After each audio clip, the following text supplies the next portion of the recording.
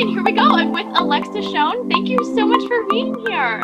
I am so happy to be here, Rachel. I feel like I know you, first of all, because I've been following on Instagram like very closely, because this has been such a few weeks now, right? Like it's been a really fun time for you, I'm sure. How's that been going?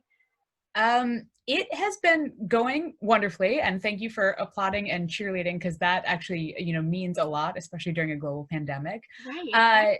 Putting out a book and being an author is a really strange process because I'm gonna equate it to like how I feel or how I will feel, I think, when I walk down the aisle at my own wedding. It's this Yeah. weird like meta thing of like you build it up for so long in your head, and then you're just like, here I am walking down the aisle, like here, there's my dad, there's my mom, like it's that same thing of like, okay, yep, now my book's on Amazon, yep, now people are reading it. It's this weird, strange, like you're trying to meta process it and experience it at the same time. It's a weird vibe, but yeah, I'm taking it one day at a time. Yeah, no, and that's a cool analogy because it is. It's like so much build up, and I have that on here later. It's like English major to English major. Like I feel how cool to see your work in print. You know what I mean? You spend so long studying books and seeing it all, but like to see your work come to fruition and like do really, really well, #1 on Amazon. Like that's a big deal.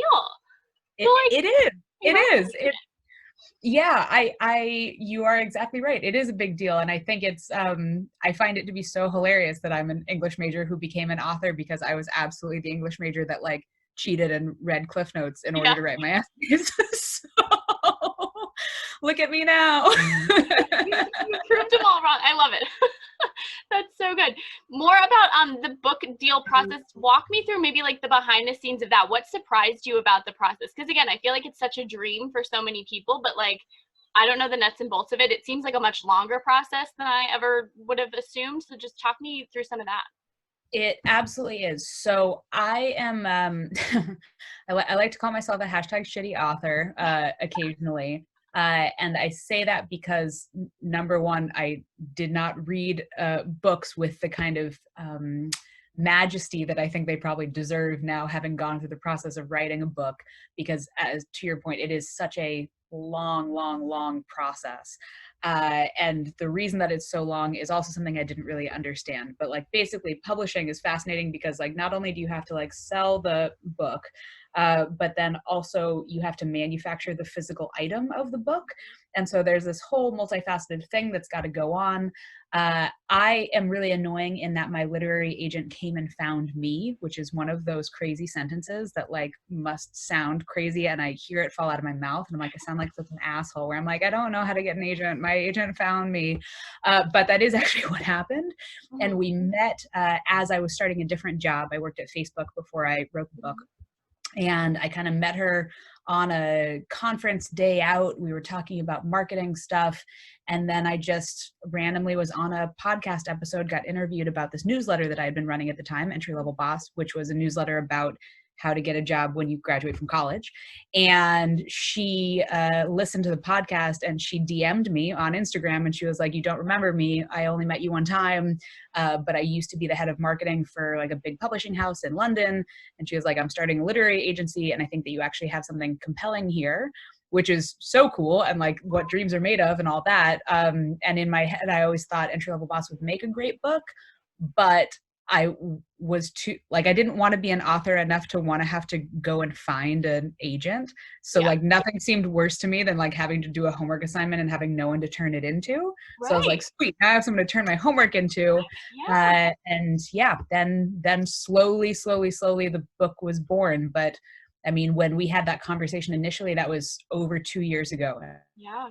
And like you said, the book just came out 2 weeks ago. So It's a process. Yeah, but no, that's so cool to hear like how you came to be as an author. I wanted to talk to you also about your writing style and your tone, because when I read the book, that's what I found like I think the most striking, because and anyone who's read it 1,000% knows what I mean, and you obviously do too. But it's like you feel like a friend. I feel like I know you. It's written like a memoir in a lot of parts, where I just feel like I know your story and can therefore trust your advice. But at the same time, it's professional advice. You know what I mean? I was I don't want to say nervous going into reading it, but I was like, okay, someone's just going to lecture me about what I'm doing wrong, and I'm like not going to feel great when I'm finished with this book. But that couldn't be further than the way I felt, which I like thank you for, because I feel like that's definitely, it just was nice. It was refreshing to read. So how did you find that style, that voice? If you read the dedication of the book, it says, to the 24-year-old girl who already thought her career was a lost cause, love older you. And that has been what's so strange about this book, is they always say, or some authors say, like I said, I'm a shitty author. I didn't study how to write a book before I did this, but I'd written a lot of newsletters, and the process of writing a newsletter is to basically write an email to somebody, right? It's kind of like writing to a pen pal. Mm-hmm. And Elizabeth Gilbert always says when she writes books, like, just pick one person and write to that person, and you'll be surprised how much people resonate with that. Yeah. And so I think for me, I could never really, imagine like you out in the world, or like I didn't have any specific 22-year-old in my own life, but I had the like deep, like really, really, really painful memory of like can't breathe, can't sleep, crying like outside my office at my shitty internship where I just hate my life. And like, so I had the memory of my past. And so it is so cheesy of that, like, be the person that you wanted to be when you were younger or whatever. But like that is who the book is for. And I think it's strange, especially now at this time, because people are like, how did you predict to write a book that would be so helpful for this era? And even though I graduated in a different time, I just felt that dread and that weight so heavily. And like, I know exactly what that feels like. And I think the thing that's, I guess, good about me as a career coach or as an author or whatever is like, I never forgot how scary it feels. And so that is why I'm able to speak to it so accurately. Yeah, no, and I really do feel like you did a phenomenal job, because it's like, I don't know, it's not like you got lucky and just had all these good breaks. Like, you worked really, really hard, and you've been through what a lot of us recent grads, especially now, are going through, and it's weird and it's scary. So it's just, you felt that when you read it. So it was just really, like I said, I think refreshing is the best word I can use to describe, because it's just so not what I expected going into the book. So yeah, thank you. No, really, really cool. Another thing I wanted, no, go ahead.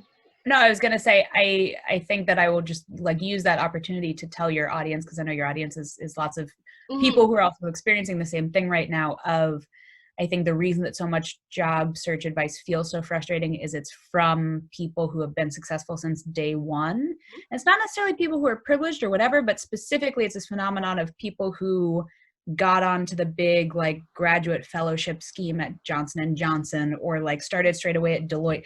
They don't know what it's like to like have that immediate panic of like, I don't know what happens after this 3-month internship, because they always had the next thing lined up.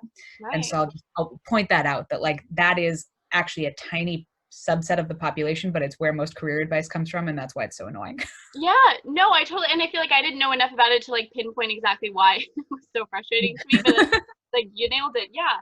Because like you said, lots of our listeners are in the same place as me. It's kind of like, okay, it's like, what next? One, because we're just used to going through school and being like, okay, you get to the finals and then you get to the next semester, and now it's just, there's no timeline anymore. So it was cool to hear you be like, that's okay. Like, we'll work through it. Yeah. Another thing I wanted to ask, and you kind of touched on this briefly before, but I want to kind of pick your brain about it more. Do you wish a book like this existed when you graduated from college, or are you glad, like, I want to ask, are you glad you got to be the one to kind of lead the way? Or I also think there's something so specific about this moment that it's important that it's coming out now. So I don't know if it would have had the same impact, but talk me through how you feel about that.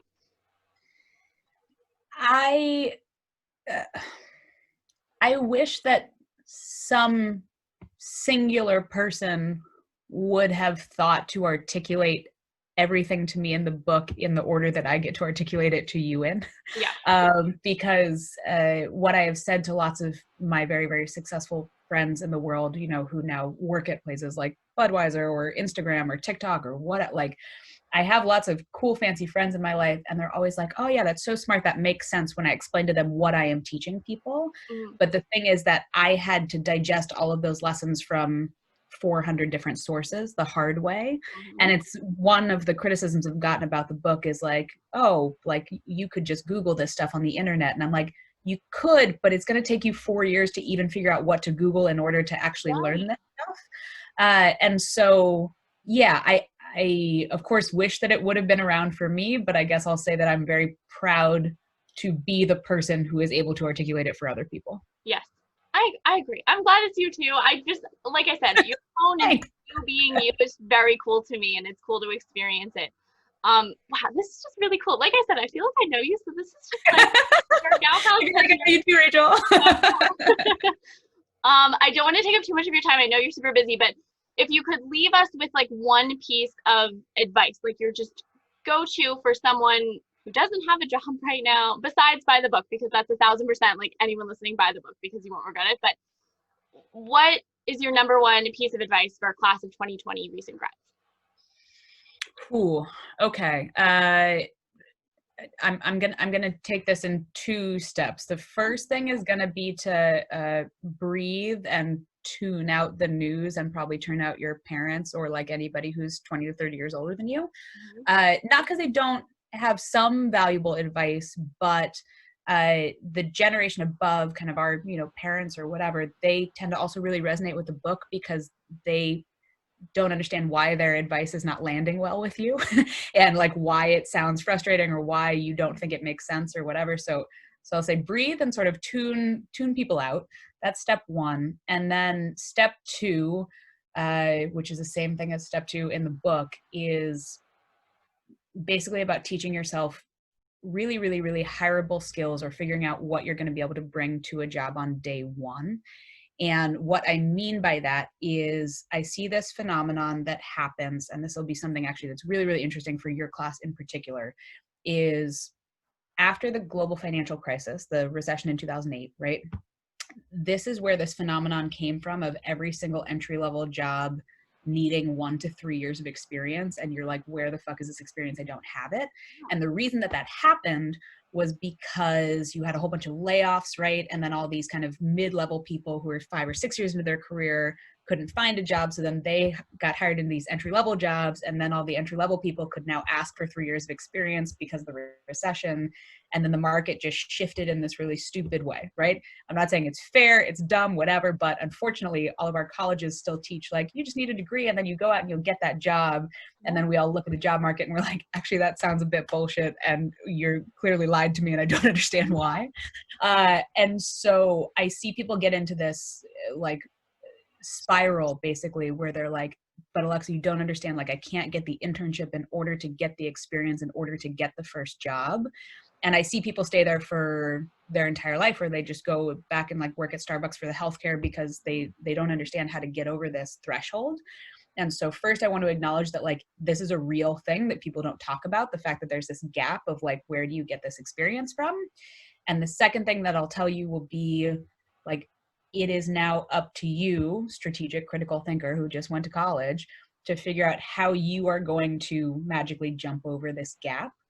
Is it that you are really, really great at Photoshop and you could be stupidly good at Photoshop? Is it that you're a writer, but you're also going to teach yourself how to run Facebook ads from just watching YouTube tutorials, right? Like whatever it is, figure out ways to upskill in these little ways that are like actually really useful in the modern economy, whatever that means for whatever you want to be interested in. And you're allowed to do that, and you don't need to like wait for permission to like learn it in an official internship setting. You can go and teach it to yourself, and that is going to be what helps you get over the edge, because I understand that it is crazy and annoying, and yeah, figure out ways to hack it. Yeah, and like what a better time. We have a lot of time now. We're in quarantine to, like you said, go on YouTube and find tutorials and just teach yourself some really, like you said, hireable skills. So yeah, I feel inspired. Yeah. Man, I love this. I feel so good. I feel like there's a million things I want to go do now and like update my LinkedIn, and like I just feel ready. I love this. But thank you so much. Yeah. Before we end, plug your stuff. Where can we find you online? Where can we buy the book? Tell us all that. Oh my gosh, yes. Okay. The book is called Entry Level Boss, How to Get Any Job You Want. And you can go to entrylevelboss.com/book, or you can find it wherever books are sold anywhere on the internet. And there's also an audiobook, and somebody left me like a pretty shitty review the other day on Goodreads, but they said that I'm the best audiobook narrator that they've ever listened to in their entire life. So I was like, that was a backhanded compliment, and I will take I'll it. take it. And yeah, if you want to follow me, Alexa Shoen, Shoen, or on the Entry Level Boss Instagram, I do free career clinics a couple times a month where you can come hang out and ask me questions, and yeah, come back to the College Career Center that should have existed at your local university. Well, thank you so much. I hope you get a little spike, because I love following you. I love seeing it's career, but it's also just fun. Like I said, it's been so cool to watch this journey for you. I'm just happy for you, and I'm happy for me because now I have a lot of new tools that I can use. So that's a win-win. Thank you so much for being here. Yeah, we'll keep in touch for sure though, because I love this.